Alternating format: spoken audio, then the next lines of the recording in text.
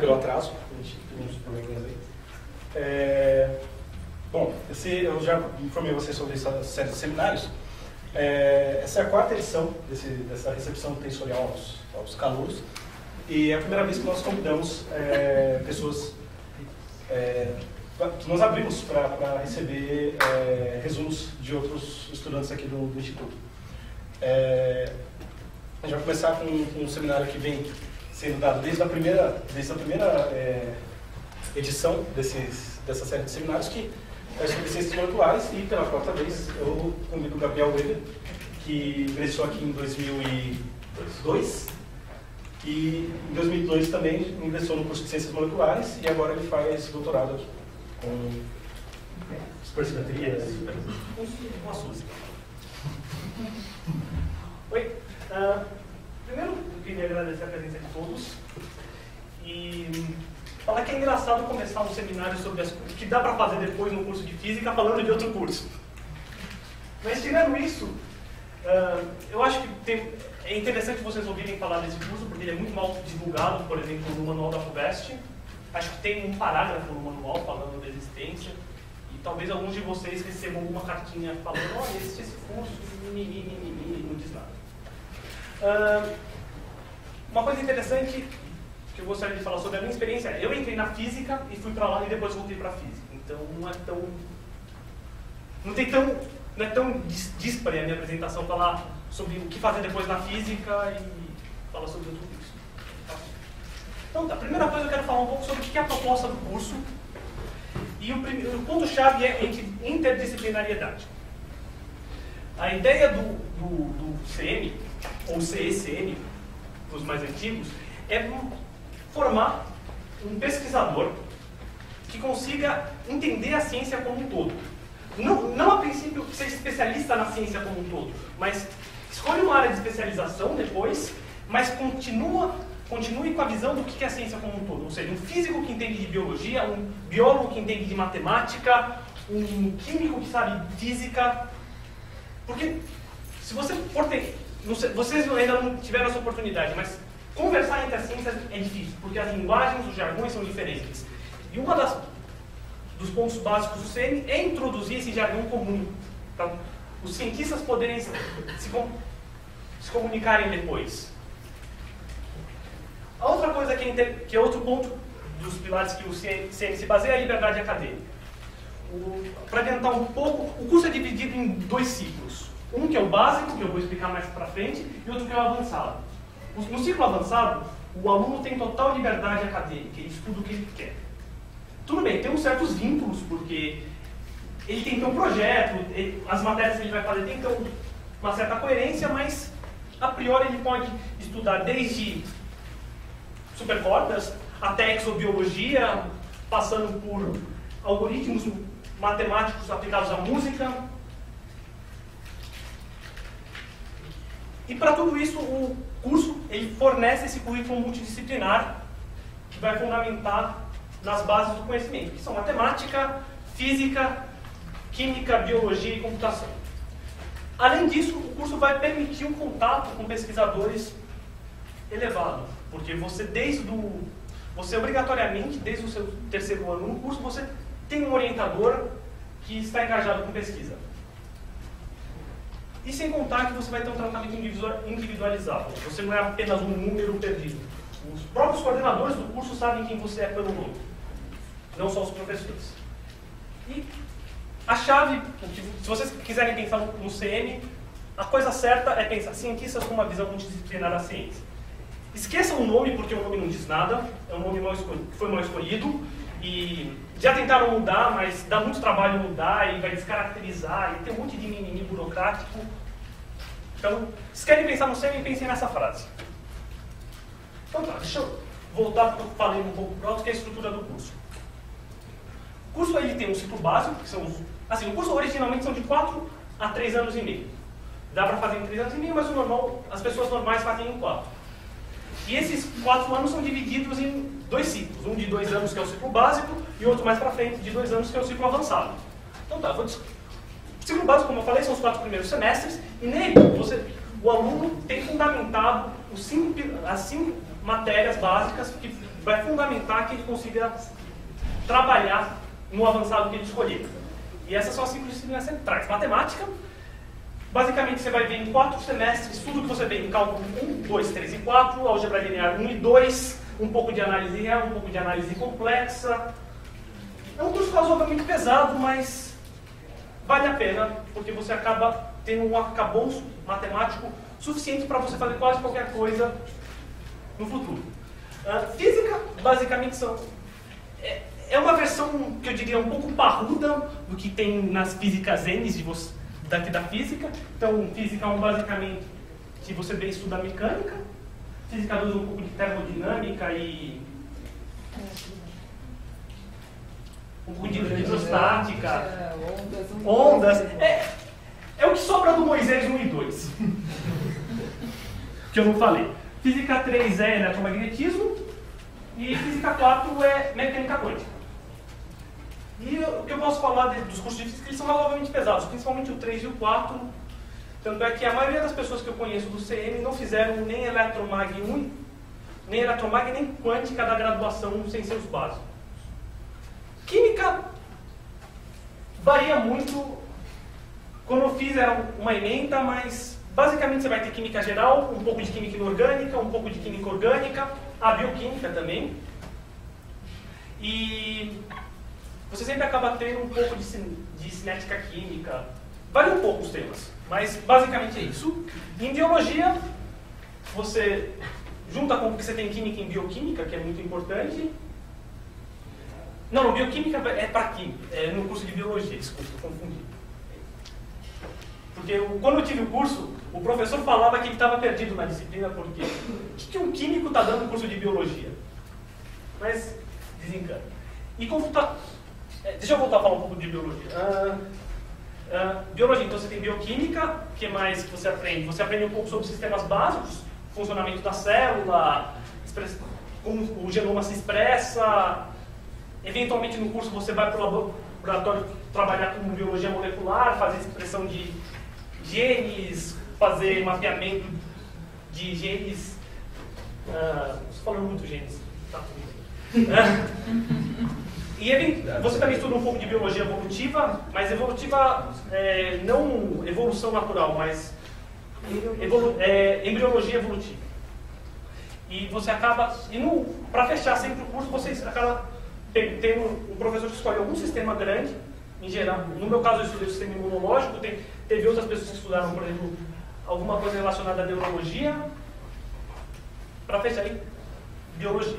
E você tem computação, que no primeiro ano, basicamente, você aprende a programar. Em geral, eles ensinam C, mas alguns professores ensinam linguagens um pouco menos ortodoxas, como Perl e...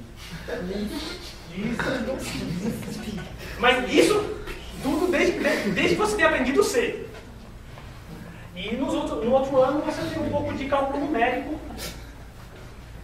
E é mais ou menos isso que você vai ter no básico. Aí, se você passou pelo purgatório, que é o básico, você tem o direito de ir para o ciclo avançado. E no ciclo avançado você está no nirvana. Porque você vai escolher o que você quer fazer. Não vai ter ninguém falando, você tem que estudar aqui. Tá certo, você vai ter que escolher um orientador. E esse orientador pode ser um pouco chato. Falar, não, tudo bem, se você quer trabalhar com essa área, você tem que estudar essa matéria. Não tem como. Mas, no final das contas, você escolheu. Então, você vai ter de 3 a 4 semestres. O importante é você completar, acho que os 200 e poucos créditos. Então, se você conseguir fazer isso em 3 semestres, beleza. Em menos do que 3 é impossível. E você vai escolher um orientador, que pode ser de qualquer unidade da USP. Em geral, é da física, da matemática, da química ou da biologia. E você vai montar um plano de pesquisa.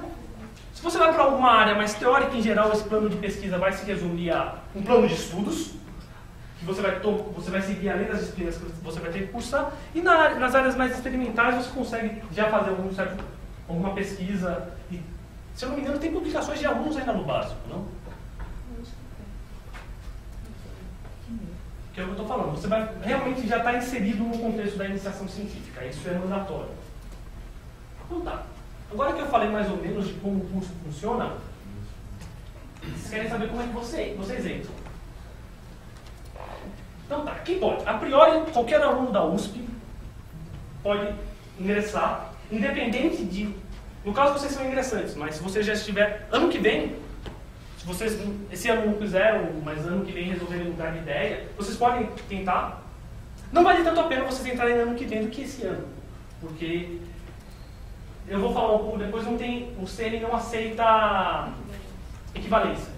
Então, você vai acabar, se você estiver na física, você vai acabar fazendo cálculo 1 e 2, e você vai ter que refazer o que tem de cálculo 1 e 2 nas matemáticas N do CN. O exame de ingresso, ele é em geral em junho e julho. Ele consiste de 2 provas, uma que é uma prova escrita, e se você passar na prova escrita, você vai para uma dinâmica de grupo, e se eles olharem com a sua cara, basicamente você entra. Existe muita elucubração do que é o critério deles, mas ninguém sabe ao certo. O importante é, se é para você entrar no CN, você entra. Se não é para você entrar e você não entrou, tudo bem. Se você entrou por acaso, eles te tiram daí. E se você passar nessa coisa esquisita que é o exame de ingresso, você é transferido para uma das 25 vagas que são oferecidas anualmente. Em geral, essas 25 vagas não são preenchidas. Turma 18 entraram 27 ou 28. Isso é um ponto fora da reta. Eu sei, mas não, 18. Não precisa discutir isso. Em geral são 25. Vamos ter 25, né? Eles chamam o que eles querem. Não tem número de vagas. Mas não vai passar de 30. Porque a estrutura a série não comporta. Eu vou apresentar a série. Espero que ela não tenha mudado desde a última apresentação. Tá, primeiro, onde ele fica? Ele fica no falo 22 das colmeias. Você sabe onde ficam as colmeias? Você sabe onde fica um cuspe? Sabe onde fica o bandejão central? Tá. Tem uma bandejão central, tem o cuspe, são aqueles prédios. Em algum lugar, passando por baixo do cuspe, tem as colmeias. Não dá para precisar muito bem, porque não tem um ponto de referência muito fixo. Vocês estão descendo vocês vão entrar tipo, pelo MAC, desculpa. Vocês vão descendo por baixo do CRUSP, vocês vão vendo eventualmente à direita e à esquerda a indicação colmeias. Aí vocês vão para o falo 22, e é no falo 22 que fica o curso de ciências moleculares. Por favor? E o que tem no curso de ciência molecular? A série, são 2 salas de aula. Atualmente dizem que tem ar-condicionado, que é muito bom. Tem uma biblioteca, que é essa coisa. Tem uma sala de computadores. Eles voltaram a instalar o Windows nos computadores? A maioria tem o Ubuntu, mas acho que você pode... Não, que tem Ubuntu eu sei. Mas é que eu lembro que teve uma época que eles tiraram, na verdade, eles tiraram para a administração da rede do próprio CM. Para não ter que depender de CCE. Mas eu não sei se são todos os computadores. Então, tá, o indicado, se vocês forem para lá, esqueçam o Windows, porque o Windows não presta. E usem Linux, ou qualquer coisa. Ei, eu gosto de Windows. Então vai se... Brincadeira. Então tá, o que mais que tem lá? Deixa eu ver, por favor. Ah, tá, bom. Tá, acho que eu... Então volta. Ah, tá. Acho que eu não falei de 2 coisas importantes que as primeiras turmas não tiveram.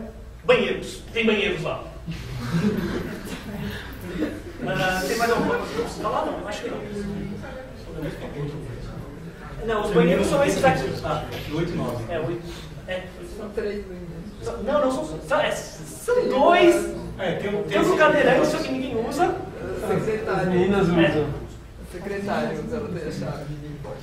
Então tá, agora acabou a parte formal da apresentação, embora isso não tenha sido possível. A primeira coisa boa do C, não tem lab DID. Tudo bem, vocês vão ter que fazer um pouco de lab de biologia, lab de química, mas são labs minimamente voltados para a ciência. Você não vai estar lá reproduzindo só alguma coisa, com o professor que não está nem aí para te ensinar, ou que às vezes nem sabe derivar.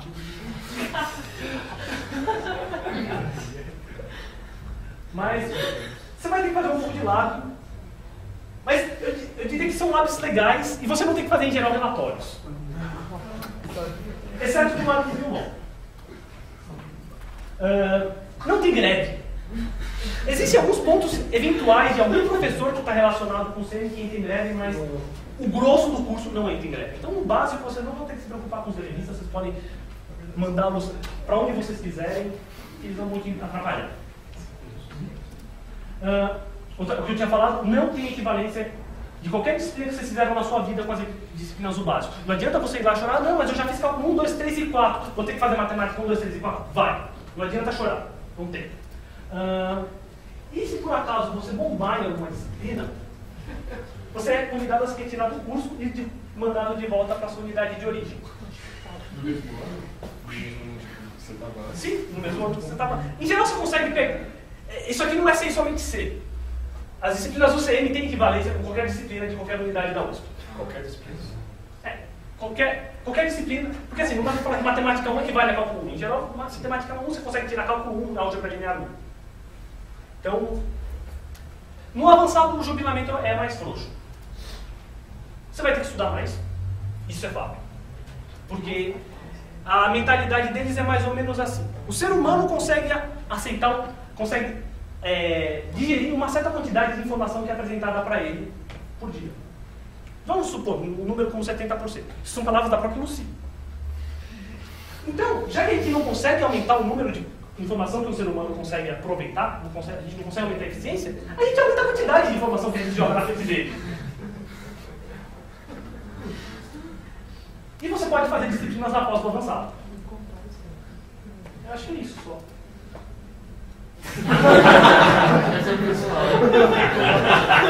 Isso, joga na cara, joga. Tem que ter uma vontade, né? Então tá, mais sobre o CM, tem a página do curso, não clica, por favor. Tem a wiki do curso, e eventualmente vai ter um evento de divulgação, que é no prédio da FUVEST, que vai ser divulgado por meio de cartazes. A data não está certa ainda. Costuma ser primeira sexta de junho, né? É alguma coisa assim, um pouco antes do exame.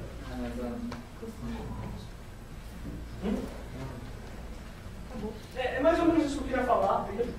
É possível eu ter optativas para fazer... Assim, no básico não dá. Não dá, não tem tempo. Porque você vai... Cada semestre tem média de 28 a 32 créditos. É praticamente inviável fazer disciplinas optativas no básico. Mais alguma pessoa? Tem disciplinas lá. No básico, sim. Depois, no avançado, você tem disciplina em qualquer unidade da USP, a priori. Tudo bem, você vai ter que... O avançado é assim, você monta um projeto com um professor que vai ser seu orientador e vocês vão escolher algumas disciplinas que você vai ter que cursar. Elas podem ser em qualquer unidade da USP, a priori. Mas essas disciplinas do básico, são, a gente diz que são lá, mas são professores de cada unidade que são escolhidos para dar aula lá. E dependendo do curso, às vezes o professor não quer ir até lá. Então você que tem, principalmente da química e da biologia, às vezes a gente tem que ir até a química ou até a biologia para ter aula lá. Mesmo que não seja aula de laboratório, aula na sala de aula. Então a gente tem que ir até lá para ter aula e depois voltar para os ciências moleculares para ter a aula à tarde de matemática, por exemplo. Daí chegando mais perto da época do exame, as inscrições são feitas lá? Na própria sede do curso. Beleza. No evento da FUVEST começa as inscrições, você pode se inscrever lá mesmo, senão você volta na secretaria. E quanto ao caráter da prova escrita, qual que é a... O caráter da prova escrita é alguma coisa parecida com o que vocês fizeram na FUVEST.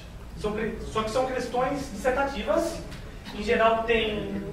A questão de inglês, que é sempre mais pesada do que tem na FUVEST, em geral eles pedem para você traduzir comentando algum texto científico. E tem sempre a perguntinha de por que você quer fazer CE. Nem sempre.